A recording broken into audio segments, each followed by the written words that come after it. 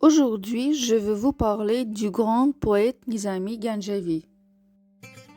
Né en 1141 à Ganja, l'une des anciennes villes d'Azerbaïdjan, dans une famille d'artisans, Nizami y vécut toute sa vie et mourut en 1209. Tous les membres de la famille de Nizami étaient savants. Dès son jeune âge, il commença à étudier toutes les branches scientifiques, philosophiques, théologiques, etc. de son époque. Nizami a fait ses études dans la madrasa de Ganja, puis il a étudié les sciences médiévales. En particulier, il s'est familiarisé avec la littérature orale et écrite des peuples du Moyen-Orient. Il parlait la langue turque, l'arabe et le persan. Il connaissait la langue grecque, ainsi que l'histoire et la philosophie grecque ancienne, l'astronomie, la médecine et la géométrie. Très peu d'informations sur sa vie sont disponibles. Il est devenu tôt orphelin et il a été élevé par son oncle. Il a vécu à Ganja toute sa vie. Il a refusé d'être un poète de palais. Il s'est marié 3 fois. Le prince de Darban, Fakhreddin Bahram Shah, lui offre une jeune et jolie esclave Kipchak. Il s'appelait Afar. Il se marie avec elle. C'était sa première femme et sa bien-aimée avec qui il a eu un seul et unique enfant qu'il appelait Mohammad. Sa femme mourut juste après l'achèvement de Khosrow et Shirin. Étrangement, les 2 autres épouses de Nizami meurent peu après l'achèvement d'une de ses épopées. C'est la raison pour laquelle il se plaint amèrement auprès de Dieu avec ce verset. « Ô Dieu, pourquoi est-ce que pour chaque masnavi, je dois sacrifier une femme ?»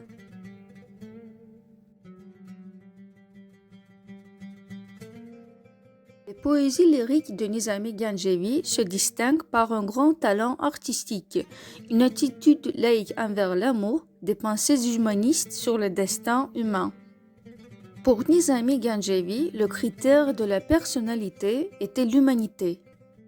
Parmi les héros de ce poète qui rejette la discrimination raciale, nationale et religieuse, nous rencontrons des représentants des peuples turcs, persans, arabes, chinois, indiens, nègres, grecs et géorgiens. Le poète humaniste ne s'oppose à la nationalité ou aux opinions religieuses d'aucun de ces héros de religions différentes.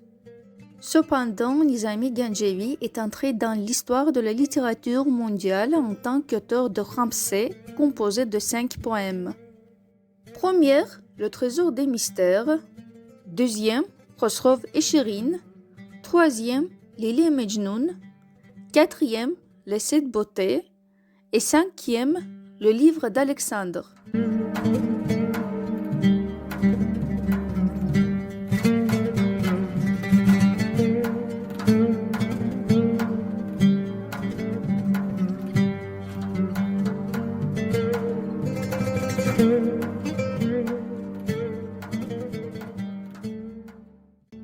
Le poème Le trésor des mystères est le premier livre de Khamseh. Dans cette œuvre, le grand poète azerbaïdjanais Nizami Ganjavi a appelé les chats cruels et les dirigeants à être justes. Il a critiqué les paresseux, les hypocrites. Il a exprimé son grand amour pour les gens ordinaires qui vivent honnêtement. Le poème se compose de 20 chapitres, chacun composé de fragments séparés sur des sujets religieux et éthiques. Tout au long du poème, il est montré et prêché que la vie idéale par Nizami est une question de société. Il appelle les gens à la pureté morale, quelle que soit leur couche sociale. Dans plusieurs titres, il s'adresse directement aux dirigeants pour qu'ils n'oublient pas la justice et le droit.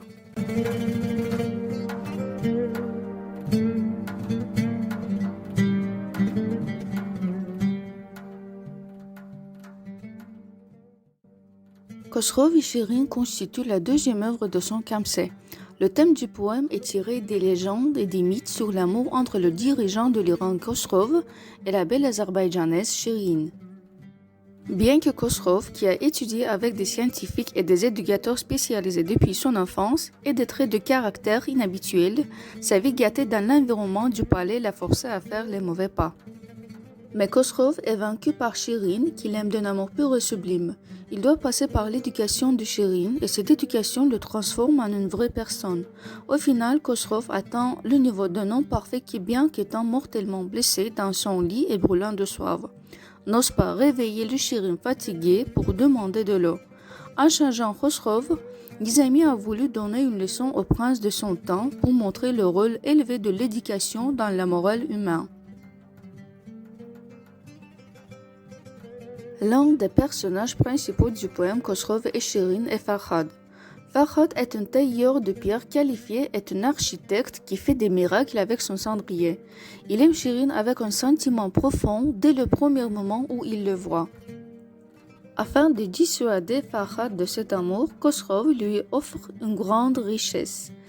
Et quand il n'obtient rien de cette manière, il veut faire taire son adversaire avec des mots. Mais Khosrow perd ici aussi.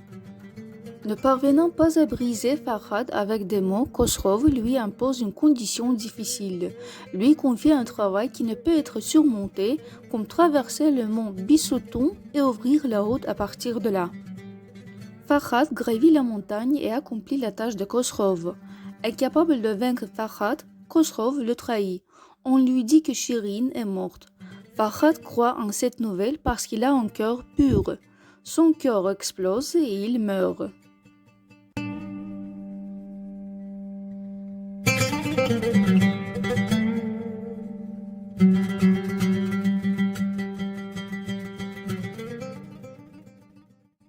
Layli et Majnun sont une légende épique largement répandue dans le folklore des peuples du Moyen-Orient. L'histoire tragique de Layli et Majnun a eu un impact significatif sur la culture des peuples du Moyen-Orient et du Caucase du Sud. En 1186, Nizami Ganjevi écrivit pour la première fois un poème basé sur cette légende. Le thème de Layli et Majnun est reflété dans l'opéra du même nom du compositeur azerbaïdjanais Üzeyir Hacıbeyov. Le classique de la poésie azerbaïdjanaise, Muhammad Fuzuli, a également écrit un poème en 1536 sur le thème de Layli et Majnun dans la langue azerbaïdjanaise. La légende passa du folklore arabe à la littérature persane. Nizami Ganjevi a été le premier poète à créer une œuvre indépendante sur le thème de Layli et Majnun. C'est l'histoire de Gaïs, un poète bédouin fou amoureux de sa cousine. Mais on lui refuse la main de la jeune fille à plusieurs reprises. Inconsolable, il termina sa vie dans le désert, dans le plus grand dénuement. Donc, il y a bien longtemps, le beau Gaïs, fils d'une famille de bédouins, tombe amoureux de sa cousine Leila. Il exprime sans retenue son souhait d'épouser la belle Leila. Mais chez les Bédouins, il est de tradition que ce soit les pères qui règlent le mariage. La famille de Gaïs demanda Leila en mariage contre 50 chamels, mais le père de Leila refuse. Gaïs perd la raison. Son père l'emmène à la Mecque pour qu'il retrouve ses esprits, mais le jeune homme entend une voix qui lui crie sans cesse le prénom de son amour. Son obsession est telle qu'on l'appelle alors le Majnoun, le fou de Leila. Fou de chagrin, le poète utilise alors son art pour combattre le régime. Quelque temps plus tard, Leila se maria et quitta la région. Majnun partit vivre dans le désert avec les animaux sauvages. Certains prétendirent l'avoir vu manger de l'herbe avec les gazelles. Un jour, on découvre son corps inanimé, protégeant un ultime poème dédié à son amour. Maintenant, je voudrais lire pour vous une petite citation de Majnun. Voilà déjà 20 ans, Leila, que je t'espère, au même lieu trompé de mes larmes à flots. Ton amour de mon cœur malade est le bourreau, mais contre l'ennemi, s'il est aimé, que faire? Je vais où va Leila, et puis elle me laisse. Telle est la vie, on se rejoint, se désunit. J'ai passé à mon cœur, je crois bien une laisse.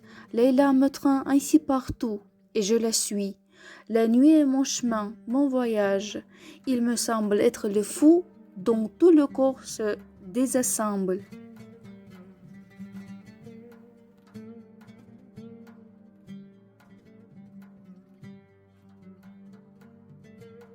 Les thèmes Leili et Majnoun ont été utilisés dans la décoration intérieure de la station de métro Nizami du métro de Bakou et de la station du métro Alisher Navoie du métro de Tashkent.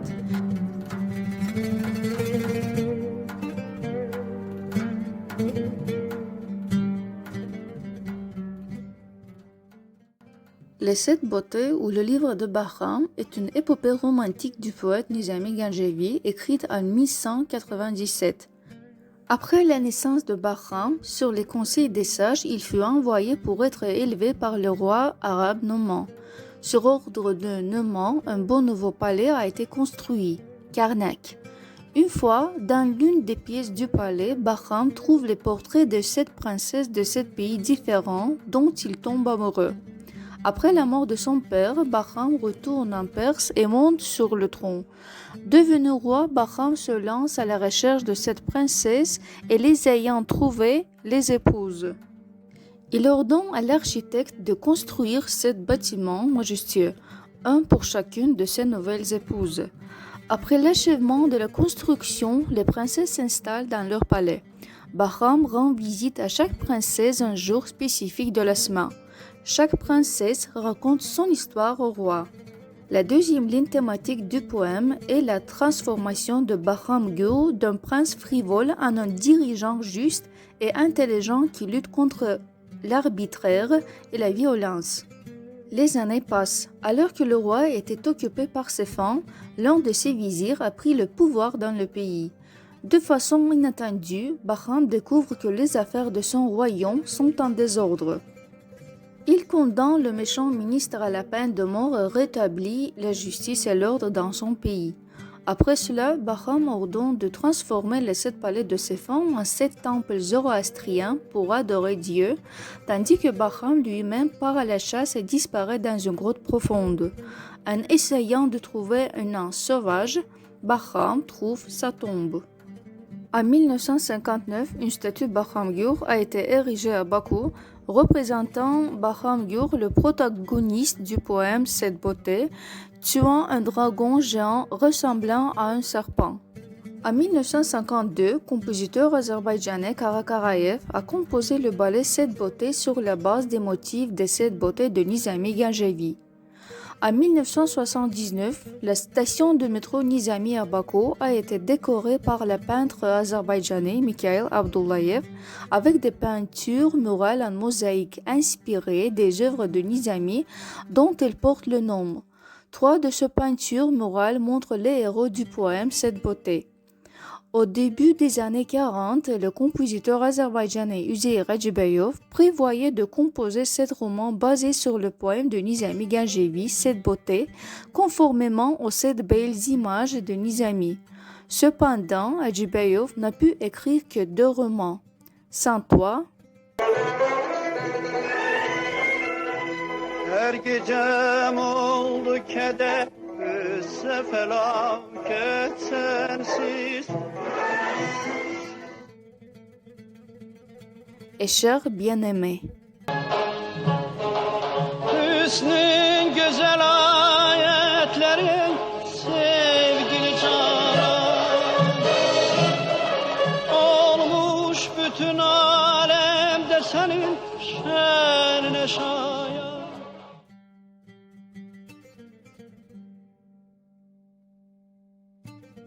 Iskandar-Nameh est le 5e poème de la poésie persane classique de Nizami Ganjavi de son Kamseh. Nizami a considéré ce poème comme le point culminant de son travail en comparaison avec d'autres poèmes Kamseh. Il se distingue par une certaine complexité philosophique. Le titre de l'œuvre se traduit par le livre d'Alexandre. Alexandre le Grand, dont l'image que Nizami a placée au centre du poème dès le début, agit comme un souverain idéal qui ne combat que nom de la protection de la justice. Le poème se compose de 2 parties formellement indépendantes. Le poème Shahnameh, Sharafnameh, livre de gloire, et Iqbalnameh, ou autrement Kerabnameh, livre du destin. Une voix secrète informe Iskandar qu'il a été choisi pour proclamer la vérité au monde entier. Il lui ordonne de parcourir la terre entière. Poursuivant son chemin, Iskandar prend les livres de sagesse d'Aristote, Platon et Socrate. On voit ensuite les descriptions des 4 voyages d'Iskander, ses rencontres et disputes avec des sages indiens et grecs, divers romans philosophiques. Au cours du 4e voyage vers le nord, il arrive dans un pays où il n'y a ni autorité, ni oppresseur, ni riche, ni pauvre, ni crime, ni exécution, ni mensonge, ni injustice. Ainsi, dans la deuxième partie du poème, Iskander apparaît comme un dirigeant idéal éclairé. Le poème se termine par une description de la mort d'Iskander et de la mort de Nizami lui-même.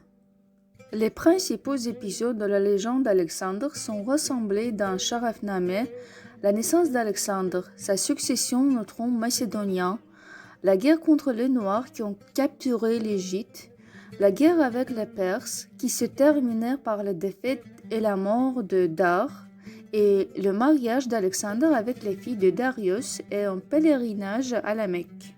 Nizami raconte ensuite le séjour d'Alexandre dans le Caucase et sa visite à la reine Shaba de Barda, une ville située à proximité de la ville natale de Nizami Ganjavi. Après, Alexandre se dirige vers l'Inde et la Chine. En son absence, les Russes attaquent le Caucase et capturent Barda et ils font prisonnier Nushaba. Alexandre se bat avec les Russes et remporte la victoire. Sharafnameh se termine par l'histoire de la quête infructueuse d'Alexandre pour le de la vie éternelle. Dans Iqbalnameh, Alexandre, le dirigeant du monde, n'est pas montré comme un guerrier, mais comme un sage et un prophète. Il discute avec des philosophes grecs et indiens et une partie importante du texte consiste en des conversations dans lesquelles 7 sages grecs parlent de leurs idées sur la création du monde. En conclusion, Nizami parle de la fin de la vie d'Alexandre et des circonstances de la mort de chacun de ces sages. Dans cette partie, Nizami a été ajouté sa mort. Dans Iqbalnameh, Nizami a démontré ses talents de poète didactique, conteur et miniaturiste.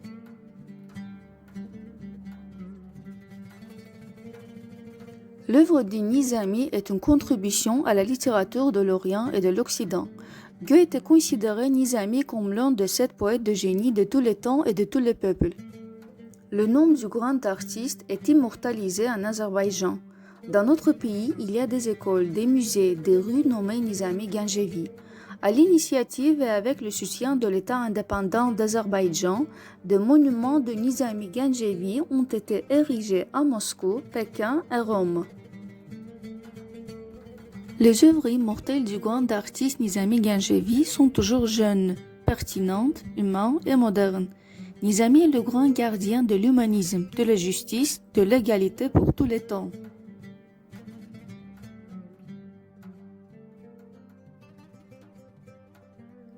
L'humanité aura toujours besoin des grands idéaux de Nizami Ganjavi. L'éminent poète azerbaïdjanais Nizami Ganjavi a gagné l'éternité en tant que puissant poète et penseur de tous les temps et du grand devenir. En l'honneur du 850e anniversaire du poète, l'année 1991 a été déclarée année de Nizami par l'UNESCO. Pour le 880e anniversaire de sa naissance, la République d'Azerbaïdjan a proclamé l'année 2021 année Nizami Ganjavi.